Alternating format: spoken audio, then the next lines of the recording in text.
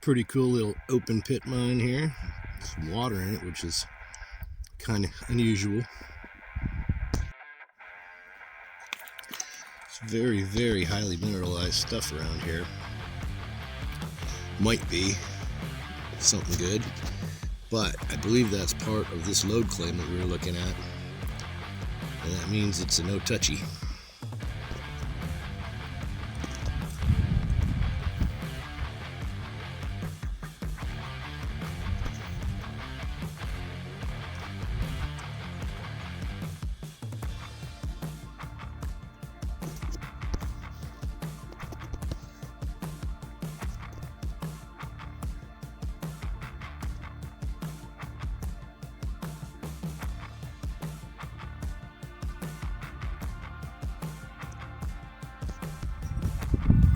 Hey y'all, B. Wassel, R&BAdventures. We're at it again, doing a little exploration in a new spot, new claim.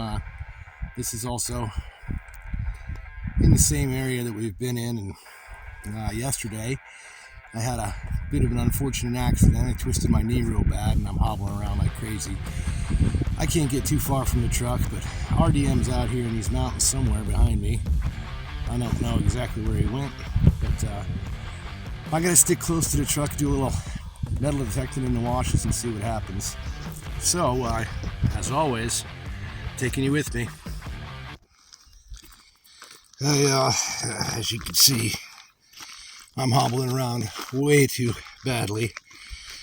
I probably should have just stayed at camp today, but I couldn't help myself. I had to go exploring, had to see what was going on.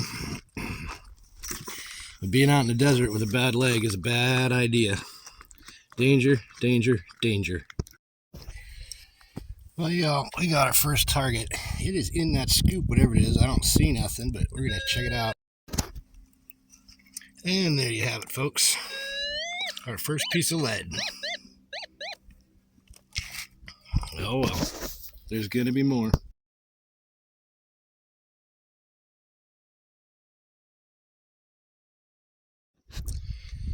Well, y'all, I headed back to the truck for a little lunch and some shade. As you can see, I found some shade because it is hot. Very, very hot. Unfortunately for me, I'm going to follow the advice on my shirt right here. I don't know if you can see that or not, but stop your whining and get to mining. So here we go. Here he comes, people. The elusive RDM.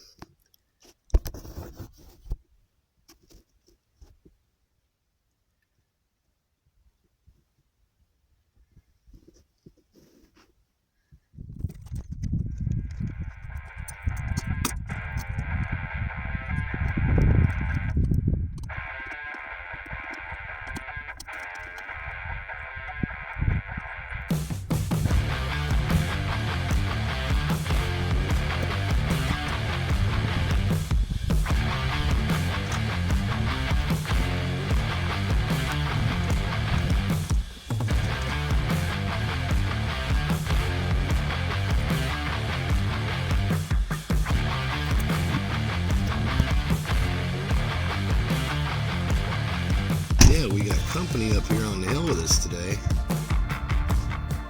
We're gonna have to watch out for these guys. They're not real used to people.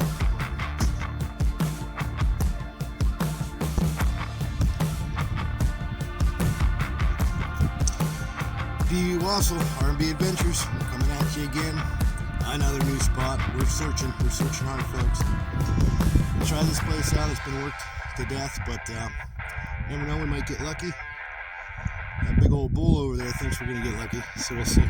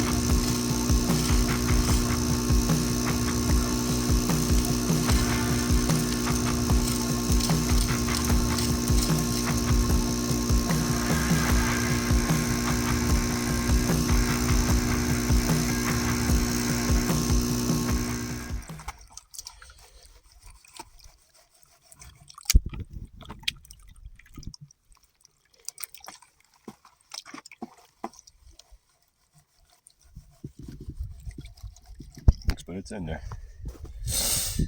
Pieces, small pieces. Oh yeah. You double that, and that's about what we got in the last run.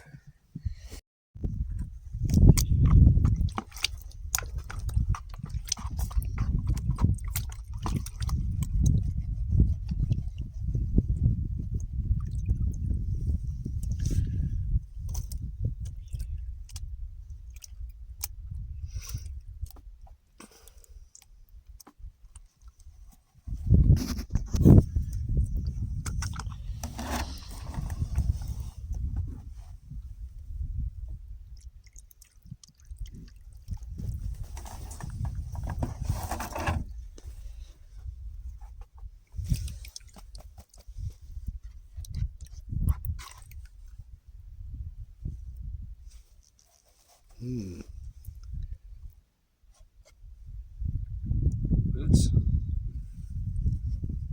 a little in there. Not as much as the other, but there's a little. Now, this is only 8.5 buckets. What are you going to do with all that gold?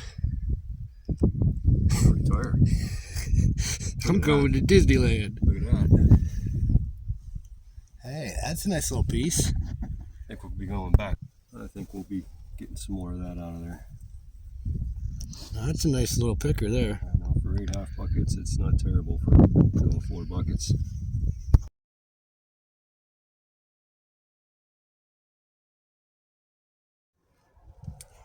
Hey y'all, the heat kind of drove us out, and we finished off the day, but it got a little crazy. So I figured I'd take this opportunity to add a little to this video and show you guys some really cool stuff. So check this out. So y'all, I thought I'd take this time to show you some cool stuff.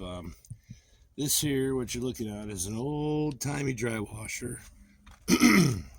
It's a bellows unit. The bellows is pretty much rotted out and everything else, and so is the screen, but this is an old-timey one. This is where it all began for the desert. You know, this is the kind of equipment that the old timers used to use. You know, the way that works is the bellows pushes air up through it, through that screen, and it lifts the materials and drops the heavier ones down. And then of course you have a screen here that, you know, determines the size of material that goes down into your actual wash box. And believe it or not, that is the wash box. So I figured that, you know, I wanted to show you guys that. It's kind of cool stuff around camp here, but I want to show you how we do it now. So here you guys got a modern day bellows style puffer machine, and it does the same thing. Throw materials into that hopper right there, and it feeds through that hole, if you could see it, and goes down these riffles, which if you look, they're actually backwards from the riffles that you would use with water. But it uses gravity and air that puffs up through this screen right here to separate the gold. Here's another one. These ones are battery powered, which is awesome. And I'll show you a few other things that we have to use when we have the opportunity to get the gold. Here's a cool little setup that Jack's got going on. I don't know anything about this unit. I don't know who made it, if he made it or where it came from, but it's a little baby trommel feeding through there. Goes down here, rolls around. All the big rocks filter out the front here, and all the good stuff goes down in that sluice box. Now, of course, you have to have water for that, so that's where this trough comes in. And look, there's no water. Although it's detached, it's not put together. This is a high banking system, kind of the same thing as what I just showed you, but no trommel. And then here is what I would call a wash plant, where you can literally take an excavator or whatever you like and fill this thing up. Water sprays in from those two valves over there, flows down in there, it goes through this screen into this, and then into a sluice box. Go figure. Here's an extension for it. Jack's got himself a little pit where he feeds it off to. It's hell of a system, and it's a big one. I don't know if you guys can tell, but maybe I'll turn this camera around for a second to show you how big it is. Here's a couple other ones he's got. This is another little miniature wash plant. Apparently this is called the Gold Element, which I don't know anything about, but basically hopper, put your material in there. These spray bars that you see right here are going to hose water down on that and make your heavies go down in through that punch plate, and then it's going to drop down, and there's a grizzly here which is going to catch any of the bigger rocks and push them out this way, and all your good stuff is going to go down. And the sluice box is right here. It's not attached currently, but yeah, there's a lot of equipment that could be used, and this is just some of the stuff that Jack has available, and I wanted to show you guys. Like I said, y'all, this is a pretty big unit, a lot bigger than anything we got, but Jack's been at this a long time, and I highly recommend checking him out if you ever want to go to Arizona and look for some gold. His place is pretty nice. The RV hookups are awesome. You get free water and sewer with your rent, if that's what you want to call it. Electric is extra, but very reasonable prices, and he's a great guy with a lot of knowledge. So, think about that. This is what happens at Gold Camp. As soon as I walk away, everybody gets to drinking beer and bullshitting. So anyways, y'all, it's always a great adventure, and I gotta say it, as Ryan would want me to say it. RDM should be here with me right now to say it, but in the heart of gold country, we're out.